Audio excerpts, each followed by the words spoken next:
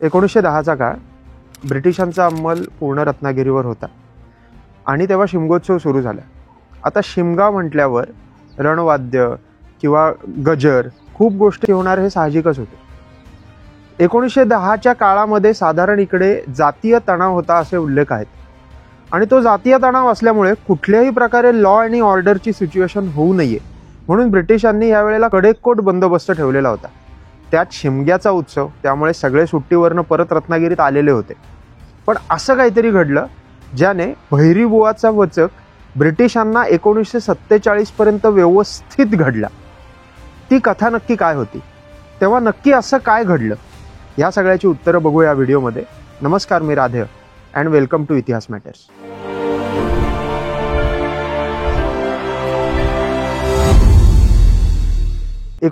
ला शिमग्याचा जेव्हा उत्सव रत्नागिरीत सुरू झाला तेव्हा इथे जातीय तणाव होता.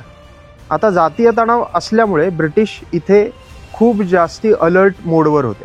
ह्याचं कारण काय आहे, तेव्हाची जर रत्नागिरी आपण लक्षात घेतली तर आत्ता आपण जिथे मांडवी आहे त्याच्या बाजूला एक छोटासा बंदर होतं जिथून सगळा व्यापार चालत होता आणि त्याबरोबर राजिवडा बंदरही कार्यरत होतं.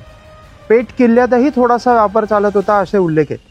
आता जातीय दंगल जी होत होती किंवा जातीय तणाव जो काही होत होता तो सगळा ह्याच भागात होत होता. म्हणजे व्यापारावर पूर्ण परिणाम होणार आणि व्यापारावर परिणाम झाला की पुढे सगळंच प्रॉब्लेमॅटिक होणार हे ब्रिटिशांना माहीत होतं. त्याबरोबर अजून एक महत्त्वाची गोष्ट म्हणजे तेव्हा रत्नागिरीत यायचा मुख्य मार्ग अजून तरी समुद्रातूनच होता. म्हणजे काय व्हायचं तर काही दूर अंतरावर एक बोट मोठी थांबायची, तिकडून काही लोक छोट्या तरीतून इकडे यायचे.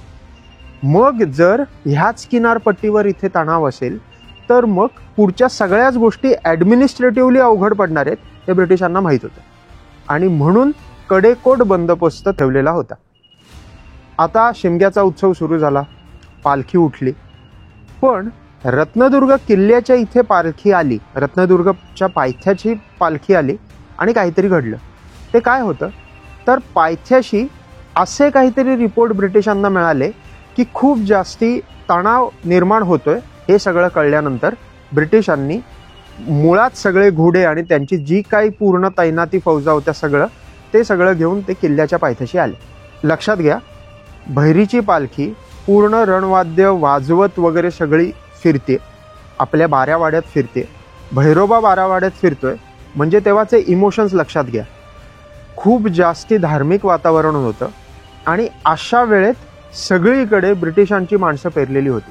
त्यामुळे जे कोण भाविक आलेले होते, जे कोण पालखीबरोबर होते ते थोडेसे हिरमुसले होते.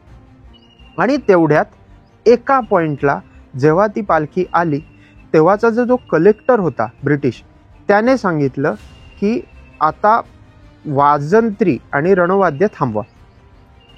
सगळ्या लोकांना धक्का बसला. हे करणं कसं शक्य आहे?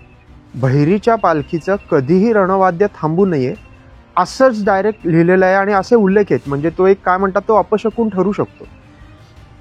पण असे रणवाद्य थांबवायचं म्हटल्यावर सगळे एकदम अवाक झाले. पण ब्रिटिशांचा अंमल होता, ब्रिटिशांची ऑर्डर आल्यावर त्यांना कसं टाळायचं हाही मुद्दा होता. म्हणून रणवाद्य थांबवलं गेलं. पण नंतर असं काहीतरी घडलं ज्याने सगळी लोक अवाक झाली आणि ब्रिटिश तर घाबरलेच.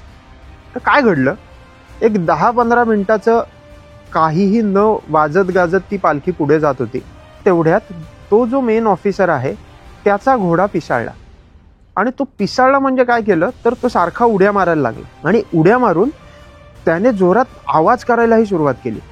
तो कोणालाच आवरेना आणि शेवटी तो कलेक्टर त्या घोड्यावरनं खाली जोरात पडला. त्याला व्यवस्थित लागलं. तो ब्रिटिश ऑफिसर शेवटी म्हणाला की जे काय आहे ते सुरू करा, हा घोडा शांत होऊ दे.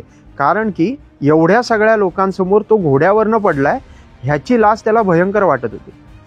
आणि मग वाजंत्री सुरू झाली. वाजंत्री सुरू झाल्या काही मिनिटात घोडा काहीच न झाल्यासारखा शांत झाला. आणि गंमत सांगायची तर 1947 पर्यंत कधीही त्याच्यानंतर ब्रिटिशांनी कुठल्याही कारणास्तव भैरीच्या पालखीला अटकाव केलेला किंवा त्यांचं जे रेग्युलर गोष्टी ज्या घडतात त्याला कुठेही थांबवलेलं दिसत नाही किंवा त्याला कुठेही काय अपमान होईल असं काहीही केलेलं दिसत नाही. त्याहूनही अजून एक प्रथा तेव्हापासून पडली की बहिरीची पालखी पोलीस स्टेशनला येऊ लागली आणि तिथे पोलीस स्टेशनमध्ये बहिरीच्या पालखीबरोबर रंगपंचमी साजरी केली जायची. ती प्रथा अजूनही आहे, जी 1910ला सुरू झाली तेव्हापासून आत्तापर्यंत तेवढीच टिकून आहे. शिमगोत्सवाच्या सगळ्यांना खूप खूप शुभेच्छा. इतिहास मॅटर्सतर्फे पुढे अजून अनेक व्हिडिओ येतील. Thank you so much. Like, share and subscribe.